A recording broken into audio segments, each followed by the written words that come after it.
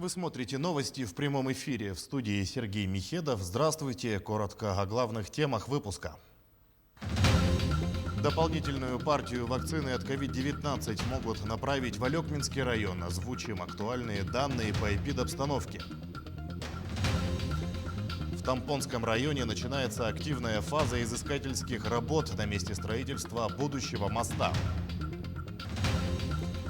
Умное образование, умный регион. 6-й методический турнир среди учительских команд проводят в Якутии. 37 новых случаев заражения COVID-19 выявили в Якутии за минувшие сутки. Из них в Якутске заболели 27 человек. По 2 случая зафиксировали в Вилюйском, Мирнинском и Тампонском. По одному в Алданском, Ленском, Мегино-Кангаласском и Усть-Майском районах. Замруководителя регионального оперштаба Ольга Балабкина в ходе брифинга напомнила о необходимости вакцинации, в первую очередь, пожилых людей. На настоящий момент на территории республики поступило 56 419 доз вакцин от новой коронавирусной инфекции. И первую дозу вакцины получили уже 54 140 человек. Использовано на настоящий момент 96,8% поступившей от республики вакцины. Хочу обратить внимание, что приоритетом органов государственной власти, учреждений здравоохранения, да и вообще, наверное, приоритетом здоровья каждого гражданина сегодня должно являться здоровье пожилых, которые у нас в республике в полном объеме должны также проходить вакцинацию.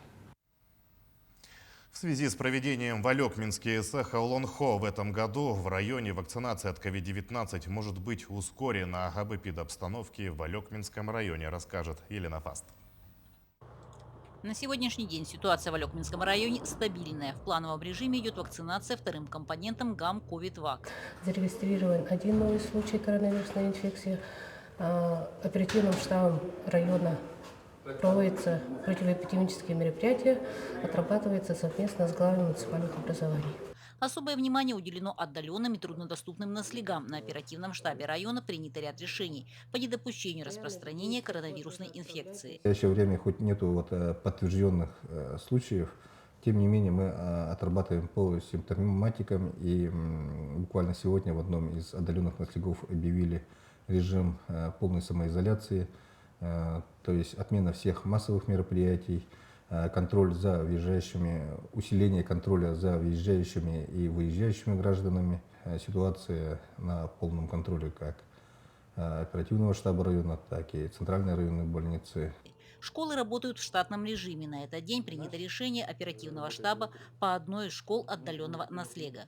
В связи с тем, что в июне этого года в Алекминске будет проводиться Сахаулонхо, есть видение по более активной вакцинации. Мы обратились в Республиканский оргкомитет по увеличению партии вакцин для того, чтобы провести, охватить большой сектор нашего района для обеспечения эпидемиологической безопасности на нашей территории.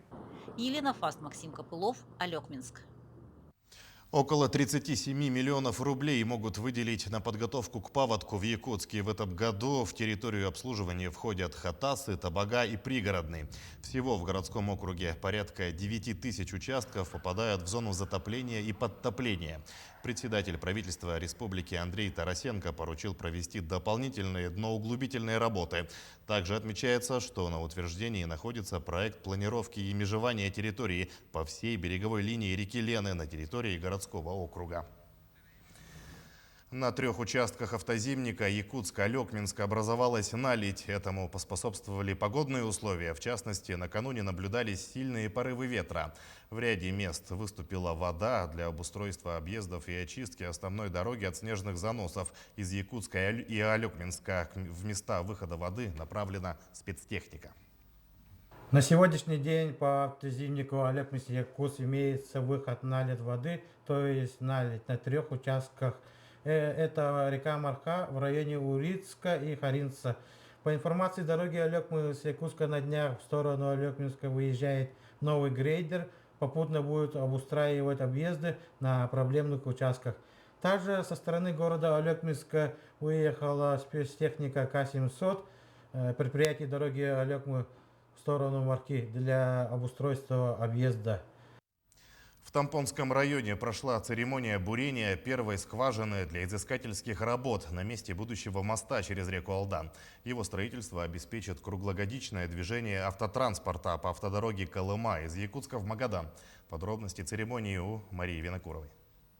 Реконструкция дороги и строительство моста через реку Алдан пройдут в рамках государственной программы Российской Федерации развития транспортной системы. У нас, конечно, по-другому заиграют наши месторождения, будет развиваться промышленность, не только промышленность, и сельское хозяйство, появятся дополнительные рабочие места, однозначно увеличится грузопоток, у нас пассажиропоток, и надеюсь, что мост будет построен в кратчайшие сроки.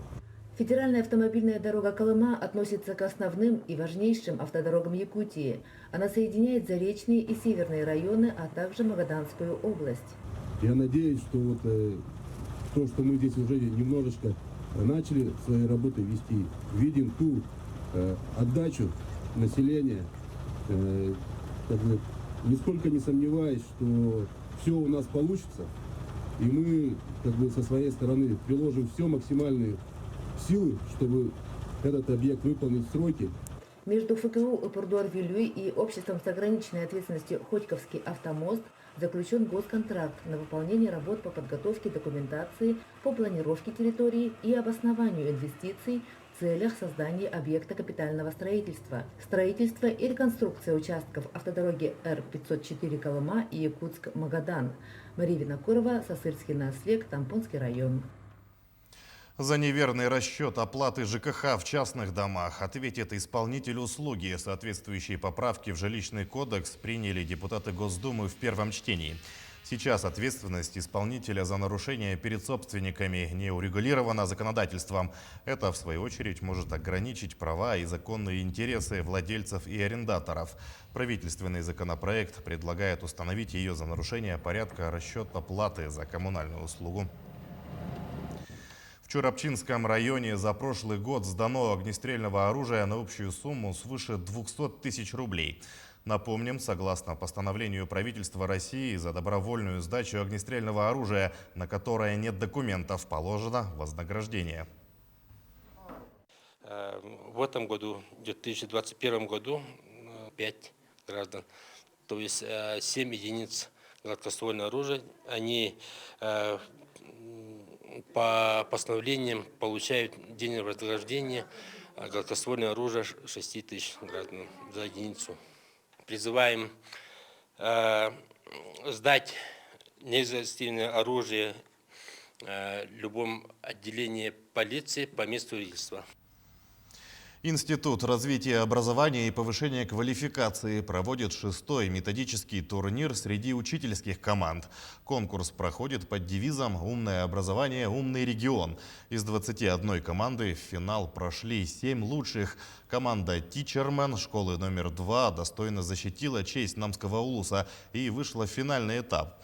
В составе команды 4 молодых людей, педагогов. Это учителя истории, физики, иностранного языка и педагог-организатор. Сам конкурс проводится дистанционно. На сегодня участники защитили проект, провели классный час. Следующим этапом станет мастер-класс. Результаты конкурса станут известны 12 марта. В принципе, защиту проекта мы, на мой взгляд, осуществили в принципе неплохо. Пока мы в середине находимся. Пока не буду говорить, как у нас все произошло. Надеюсь, что все нормально и жюри оценит нас, объективно. В Нюрбинском районе открыли крупный соцобъект. Это детский сад на 280 мест. Его строительство началось в феврале прошлого года по нацпроекту «Демография». Основной период работ совпал с пандемией, поэтому ощущалась острая нехватка рабочих кадров. Несмотря на это, строители справились с поставленной задачей. Площадь нового детского сада более 3700 квадратных метров. В новое здание переедут 2 детских учреждения, которые в настоящий момент работают в ветхих зданиях. С вводом в эксплуатацию объекта в районе удастся ликвидировать часть очередей в детские сады. Мы сегодня вот на первом этаже будем добирать детей, потому что это цель национального проекта «Демография» – это содействие занятости женщин. То есть маму нам уже могут отдавать детей от 1,5 лет в ясельные группы.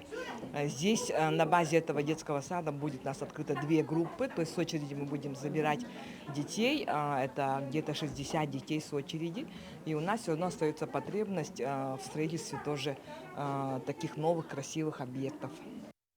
А накануне в Вилюйске открылся новый дворец культуры. Современному многофункциональному культурно-досуговому центру присвоено имя первого профессионального композитора Якутии Марка Жиркова. Строительство дворца стало возможным благодаря дивидендам компании «Алроса». При поддержке правительства республики они напрямую поступают в бюджет Вилюйского района. Благодаря техническому оснащению дворец культуры имеет возможность проводить в своих стенах не только мероприятия самодеятельности, виды высшего искусства, например, оперу и балет. Также здание является уникальным архитектурным сооружением.